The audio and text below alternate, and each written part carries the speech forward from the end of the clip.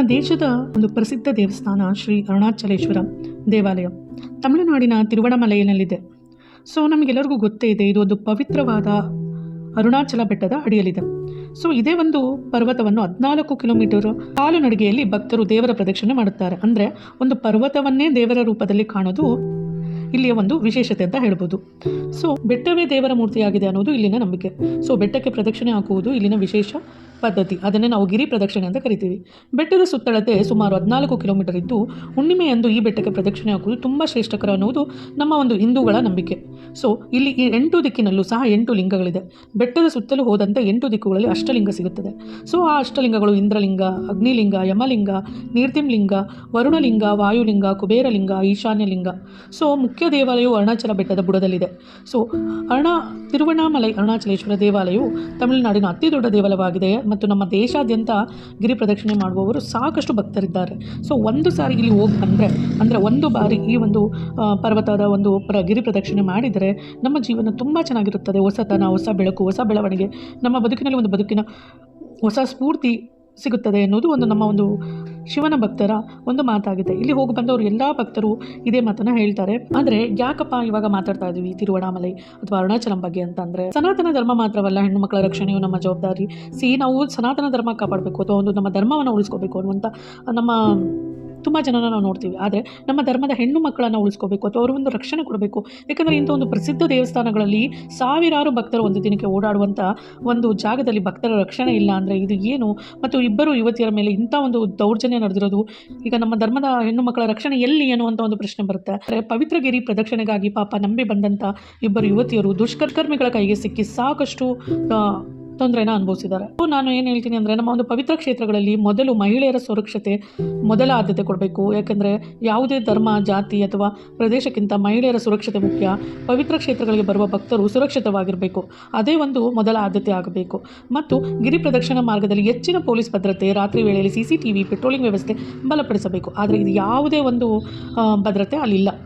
ಏನಪ್ಪ ಒಂದು ಹಿನ್ನೆಲೆ ಅಥವಾ ಒಂದು ವಿಷಯ ನೋಡೋಕೆ ಹೋದರೆ, ತಮಿಳುನಾಡಿನ ಪ್ರಸಿದ್ಧ ಆಧ್ಯಾತ್ಮಿಕ ಕ್ಷೇತ್ರವಾದ ತಿರುವಣ್ಣಾಮಲೈನಲ್ಲಿ ಅತ್ಯಂತ ಅತಿಮಾನುಷ ಘಟನೆ ನಡೆದಿದೆ. ಪವಿತ್ರ ಗಿರಿ ಪ್ರದಕ್ಷಿಣೆಗೆ ಬಂದಿದ್ದ ಇಬ್ಬರು ಯುವತಿಯರ ಮೇಲೆ ದುಷ್ಕರ್ಮಿಗಳ ಗುಂಪೊಂದು ಸಾಮೂಹಿಕವಾಗಿ ದೌರ್ಜನ್ಯ ಎಸಗಿದೆ ಅಂತ ಹೇಳ್ಬೋದು. ಸೊ ಮೇ 30ರಂದು ತಮ್ಮ ಸ್ನೇಹಿತರೊಂದಿಗೆ ಗಿರಿ ಪ್ರದಕ್ಷಿಣೆಗಾಗಿ ಬಂದಿದ್ರು. ಸೊ ಪ್ರದಕ್ಷಿಣೆ ಮುಗಿದ ನಂತರ ಜೊತೆ ಬಂದವರ ಸ್ನೇಹಿತರು ಸ್ವಲ್ಪ ಮುಂದೆ ಹೋಗಿದ್ದಾರೆ, ಇವ್ರು ಸ್ವಲ್ಪ ಹಿಂದೆ ಉಳ್ಕೊಂಡಿದ್ದಾರೆ. ವೇಳೆ ಮಾರಕಾಸ್ತ್ರಗಳೊಂದಿಗೆ ಒಂದು ಗುಂಪು ಬಂದುಬಿಟ್ಟು ಅವರನ್ನು ಬೆದರಿಸಿ ಅರಣ್ಯ ಪ್ರದೇಶಕ್ಕೆ ಅಪಹರಿಸಿದ್ದಾರೆ. ಅಷ್ಟೇ ಅಲ್ಲ, ವಿಡಿಯೋ ಸಹ ಮಾಡ್ಕೊಂಡಿದ್ದಾರೆ ಅಂತ ಹೇಳ್ತಾ ಇದ್ದಾರೆ. ಸೊ ಮತ್ತು 1 ಲಕ್ಷದ ಬೇಡಿಕೆ ಇಟ್ಟಿದ್ದಾರೆ, ಬ್ಲ್ಯಾಕ್ ಮೇಲ್ ಮಾಡಿದ್ದಾರೆ. ನೆಕ್ಸ್ಟ್ ಅದಾಗಿದೆ ಒಂದು 2 ಡೇಸಲ್ಲೇ ಮತ್ತೆ 23 ವರ್ಷದ ಯುವತಿಯೊಬ್ಬಳಿಗೆ ಇದೇ ರೀತಿ ಒಂದು ಅಂದರೆ ಅವ್ರು ಕಾಲು ನೋವು ಬಂದುಬಿಟ್ಟು, ಪಾಪ ಗಿರಿ ಪ್ರದಕ್ಷಿಣೆ ಮಾಡ್ತಾ ಅವ್ಳಿಗೆ ಕಾಲು ನೋವು ಬಂದುಬಿಟ್ಟು ಕುತ್ಕೊಂಡಿದ್ದಾಳೆ. ಸೊ ಆ ನೋವು ಕಾಣಿಸ್ಕೊಂಡಿರೋದ್ರಿಂದ ಮುಂದೆ ಹೋಗಿಲ್ಲ. ಸೊ ಅಲ್ಲಿ ಸ್ನೇಹಿತನ ಜೊತೆ ಕುತ್ಕೊಂಡಿದ್ರು. ಬಟ್ ಸ್ನೇಹಿತ ಮತ್ತು ಆ ಹುಡುಗಿನ ಇಬ್ಬರೂ ಸಹ ಕಿಡ್ನಾಪ್ ಮಾಡಿ ಸೊ ತೀವ್ರವಾಗಿ ಹಿಂಸೆ ಮಾಡಿದಾರಂತೆ. ಸೊ ಮತ್ತೆ ಅವಳದು ಸಹ ಒಂದು ವಿಡಿಯೋ ಮಾಡಿ ಅವಳ ಹತ್ರ ಇದ್ದ ಒಂದು ಚಿನ್ನವನ್ನು ಸಹ ಕಿತ್ಕೊಂಡು ಕಳಿಸಿದ್ದಾರೆ. ಸದ್ಯಕ್ಕೆ ಪೊಲೀಸರು 8 ಮಂದಿನ ಬಂಧಿಸಿದ್ದಾರೆ, ಆದರೆ ಇನ್ನೂ 3 ಜನ ಸಿಕ್ಕಿಲ್ಲ ಅಂತೆ. ಮತ್ತು ಆ 8 ಮಂದಿಯಲ್ಲಿ 16 ವರ್ಷದ ಅಪ್ರಾಪ್ತ ಬಾಲಕನೂ ಇದಾನಂತೆ. ಸೊ ಇದು ಎಷ್ಟು ಈ ಒಂದು ಘಟನೆ ನಂತರ ಭಕ್ತರಲ್ಲಿ ಆತಂಕ, ಆಕ್ರೋಶ ಎರಡೂ ಹೆಚ್ಚಾಗಿದೆ ಅಂತ ಹೇಳ್ಬೋದು. ಪವಿತ್ರ ಕ್ಷೇತ್ರದಲ್ಲಿ ಈ ರೀತಿ ನಡೆಯುವುದಕ್ಕೆ ಹೇಗೆ ಸಾಧ್ಯ? ಯಾಕೆಂದರೆ ದೇಶದ ಮೂಲೆ ಮೂಲೆಯಿಂದನೂ ಪಾಪ ಭಕ್ತರು ಬಂದಿರ್ತಾರೆ. ವಿಶೇಷವಾಗಿ ಮಹಿಳಾ ಭಕ್ತಿಯರೇ ಜಾಸ್ತಿ ಅಲ್ವಾ? ಸೊ ಪ್ರತಿದಿನ ಮುಂಜಾನೆ ಸಾವಿರಾರು ಮಹಿಳೆಯರು ಇಲ್ಲಿ ಗಿರಿ ಪ್ರದಕ್ಷಿಣೆ ಮಾಡ್ತಾರೆ. ಇಡೀ ಗಿರಿ ಪ್ರದಕ್ಷಿಣೆ ಮಾಡುವಾಗ ಒಂದು ಪೊಲೀಸ್ ಬಂದೋಬಸ್ತ್ ಇಲ್ಲ ಮತ್ತು ಯಾವುದೇ ಒಂದು ಗಸ್ತು ವ್ಯವಸ್ಥೆ ಇರುವುದಿಲ್ಲ ಅಂತ ತೀವ್ರ ಒಂದು ಆಕ್ರೋಶ ವ್ಯಕ್ತಪಡಿಸಿದ್ದಾರೆ. ಕಳೆದ ವರ್ಷ ಸೆಪ್ಟೆಂಬರ್ನಲ್ಲೂ ಇದೇ ರೀತಿ ಒಂದು ಕೇಸ್ ನಡೆದಿತ್ತು. ಈಗ 2 ಕೇಸ್ ಒಂದೇ ವಾರದಲ್ಲಿ ನಡೆದಿದೆ. ಹೆಚ್ಚಿನ ಪೊಲೀಸ್ ಭದ್ರತೆ ಕೊಡಬೇಕು. ಇಲ್ಲಿ ಅಂತ ಅಲ್ಲ, ಯಾವುದೇ ಒಂದು ಧರ್ಮಕ್ಷೇತ್ರಗಳಿರ್ಬೋದು, ನಮ್ಮ ಒಂದು ಧರ್ಮವನ್ನು ಕಾಪಾಡಬೇಕು ಅಂದರೆ ನಲ್ಲಿರುವಂಥ ಭಕ್ತರನ್ನು ಸಹ ಕಾಪಾಡಬೇಕಲ್ವಾ? ಸೊ ಯಾವುದೇ ಒಂದು ಪವಿತ್ರ ಕ್ಷೇತ್ರಗಳಲ್ಲಿ ಒಂದು ಬಿಗಿ ಬಂದೋಬಸ್ತ್ ಅಂತ ಇಡಬೇಕು, CCTV ಇಡಬೇಕು, ಪೆಟ್ರೋಲಿಂಗ್ ವ್ಯವಸ್ಥೆ ಇರಬೇಕು. ಆಗ ಮಾತ್ರ ಈ ರೀತಿ ಒಂದು ಘಟನೆಗಳು ತಡೆಯುತ್ತೆ ಅಲ್ವಾ? ಸೊ ಈ ಒಂದು ಸಿಕ್ಕಾಕೊಂಡಿರುವಂಥ ಅಪರಾಧಿಗಳಿಗೆ ಕಠಿಣ ಶಿಕ್ಷೆ ಕೊಡಬೇಕು. ಅದರಿಂದ ಬೇರೆ ಒಂದು ಅಪರಾಧ ಕೃತ್ಯ ಮಾಡುವಂಥವರಿಗೆ ಒಂದು ಎಚ್ಚರಿಕೆ ಗಂಟೆ ಆಗುತ್ತೆ. ಮತ್ತು ಇಂತಹ ಘಟನೆಗಳು ಲಕ್ಷಾಂತರ ಭಕ್ತರ ಭಾವನೆಗಳಿಗೆ ನಿಜವಾಗ್ಲೂ ನಾವು ಉಂಟು ಮಾಡುತ್ತೆ. ಯಾಕಂದರೆ ಈಗ ನಾವು ನಂಬಿ ದೇವಸ್ಥಾನಕ್ಕೆ ಅಂತ ಹೋಗಿರ್ತೀವಿ, ಈ ರೀತಿ ಆಗ್ಬಿಟ್ರೆ ಇಡೀ ಒಂದು ದೇವಸ್ಥಾನದ ಭಕ್ತರು ಎದುರಿದ್ದಾರೆ ಅಂತ ಹೇಳ್ಬೋದು. ಮಹಿಳೆಯರ ರಕ್ಷಣೆ ಎಲ್ಲರ ಜವಾಬ್ದಾರಿ. ಸಾಮಾಜಿಕ ಆಡಳಿತ, ನಾಗರಿಕರು ಸೇರಿ ಸುರಕ್ಷಿತ ವಾತಾವರಣ ನಿರ್ಮಿಸಬೇಕು.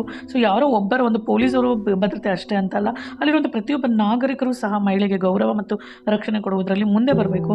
ಸನಾತನದ ಧರ್ಮದ ರಕ್ಷಣೆ ಎಂದರೆ ಕೇವಲ ದೇವಸ್ಥಾನಗಳ ರಕ್ಷಣೆ ಅಲ್ಲ, ನಮ್ಮ ಹೆಣ್ಣು ಮಕ್ಕಳ ಸುರಕ್ಷತೆ ಮತ್ತು ಗೌರವ ರಕ್ಷಣೆಯೂ ಸಹ ಆಗಿದೆ ಅಲ್ವಾ. ತಿರುವಣ್ಣಾಮಲೈ ಘಟನೆಯು ನ್ಯಾಯ ಸಿಗಬೇಕು, ಅಪರಾಧಿಗಳಿಗೆ ಒಂದು ಕಠಿಣ ಶಿಕ್ಷೆ ಆಗಬೇಕು ಎಂದು ನಮ್ಮ ಆಶಯ. ತಿರುವಣ್ಣಾಮಲೈ ಘಟನೆ ಕೇವಲ ಒಂದು ಅಪರಾಧ ಪ್ರಕರಣವಲ್ಲ, ಮಹಿಳೆಯರ ಸುರಕ್ಷತೆ ಮತ್ತು ಭಕ್ತರ ವಿಶ್ವಾಸಕ್ಕೆ ಸವಾಲಾಗಿದೆ ಅಂತ ಹೇಳ್ಬೋದು. ಎಲ್ಲ ಪವಿತ್ರ ಕ್ಷೇತ್ರದಲ್ಲಿ, ಅಂದರೆ ನಮ್ಮ ದೇಶಾದ್ಯಂತ ಎಲ್ಲಿ ಪವಿತ್ರ ಕ್ಷೇತ್ರಗಳಿದೆಯೋ ಎಲ್ಲಿಯೂ ಇಂಥ ಘಟನೆ ಮರುಕಳಿಸಬಾರ್ದು. ಆ ರೀತಿ ಒಂದು ಸರ್ಕಾರ, ಆಡಳಿತ, ಸಮಾಜ ಒಟ್ಟಾಗಿ ಕ್ರಮ ಕೈಗೊಳ್ಳಬೇಕು. ಸೊ ಮಹಿಳೆಯರ ಸುರಕ್ಷತೆ ಮತ್ತು ಗೌರವವೇ ನಿಜವಾದ ಧರ್ಮ ರಕ್ಷಣೆ ಅನ್ನೋದು ನನ್ನ ಒಂದು ಅಭಿಪ್ರಾಯ. ಯಾಕೆಂದರೆ ಈವನ್ ನಾವು ವಾಯ್ಸ್ ರೈಸ್ ಮಾಡ್ತಾ ಇದ್ವಿ ಸೌಜನ್ಯ ಸಿಗಬೇಕು ಅಂತ. ಸೊ ಅಲ್ಲಿ ಸೌಜನ್ಯ ಒಂದು ಹೆಣ್ಣು, ಅವಳಿಗೆ ಒಂದು ಗೌರವ ಕೊಟ್ಟ ಹಾಗೆ ಅನ್ನೋದು ನನ್ನ ಒಂದು ಅಭಿಪ್ರಾಯ.